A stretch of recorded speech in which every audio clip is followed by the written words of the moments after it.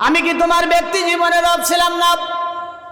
এখন আপনি ব্যক্তি জীবনে আপনি কাকে রব মেনেছেন? ব্যক্তি জীবনে রব মানার অর্থ হলো রবের আইন চলবে, রবের হুকুম চলবে। একমাত্র শুধুমাত্র কেবলমাত্র আপনি এই জমিনে রবের গোলামি করবেন। বন্ধুরা আমার, আল্লাহর গোলামি চলবে, আল্লাহর হুকুমের বাইরে আপনি চলতে পারবেন না, নিজেকে চালাইতে পারবেন না। এর নাম ব্যক্তি জীবনে হলো আল্লাহকে রব মানা।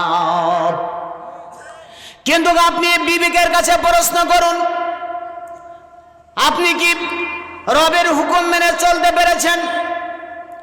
আপনি কি রবের গোলামি করতে পেরেছেন? রবের আইন কি আপনি মানতে পেরেছেন? সব জায়গায় কি আপনি মেনে চলেছেন নাকি? যদি চলতে না পারেন তাহলে আপনি মুনাফিকি করলেন। কারণ মুখে মুখে যারা এক কথা বলে তাদের অন্তরে আর একটা, এরা হলো মুনাফিক। জোরে বলেন ঠিক কিনা?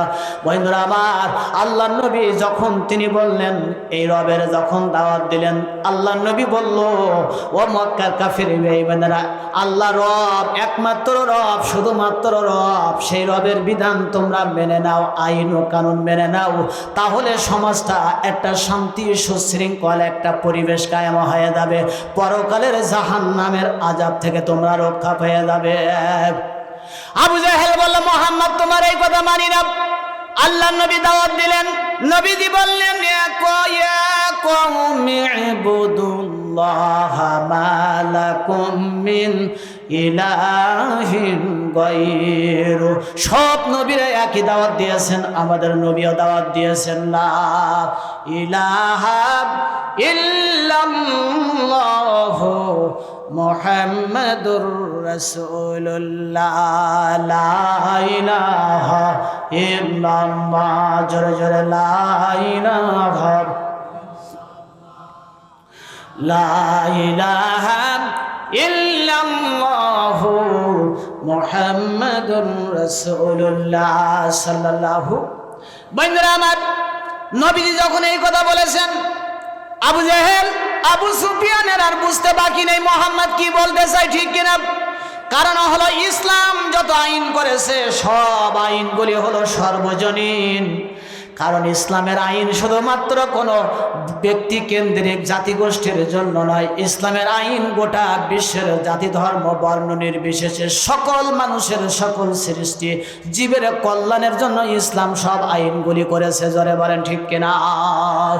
যেমন সুদ, ঘুষ যদি আল্লাহর কোরআন অনুযায়ী যদি হারাম ঘোষিত হয়, এই বাংলার জমিনে কিন্তু শুধু মুসলমানরা শুধু উপকৃত হবে না।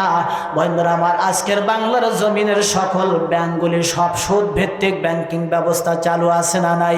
আল্লামা জালালউদ্দিন সৈয়দী তিনি বলেছেন, যদি আপনার গায়ের জামা, এই জামাটা যদি আপনি 100 টাকা অথবা 200 টাকা দিয়ে কিনেছেন, এর মধ্যে যদি একটা টাকা যদি সুদের টাকা এর ভিতরে সংমিশ্রিত থাকে, এই জামা গায়ে দিয়ে আপনি ইবাদত করবেন, কাঁদবেন, চোখের পানি ছাড়বেন, আপনার দরখাস্ত আল্লাহর দরবারে কবুল হবে না। এই জন্য আমাদের বাংলার জমিন থেকে সুদ ভিত্তিক ব্যাংকিং ব্যবস্থা চালু আছে। এই সুদ, ঘুষ, আপনার জিনা, ব্যভিচার, এইগুলি যদি জমিন থেকে আপনার এইগুলি বন্ধ করতে হয়, সুদ ভিত্তিক ব্যাংকিং ব্যবস্থা বন্ধ করতে হলে বাংলাদেশের পার্লামেন্টে কোরআনের আইনের বিকল্প নেই, রবের হুকুম প্রতিষ্ঠার কোনো বিকল্প নাই। জোরে বলেন ঠিক কিনা? এই সুদ ভিত্তিক ব্যবস্থা চালু থাকার কারণে আমাদের দেশের গরিবেরা তাদের রক্ত শোষণ করে এক শ্রেণীর কোটিপতিরা আরো কোটিপতি হয়, আরো কোটিপতি হচ্ছে, ঠিক কিনা?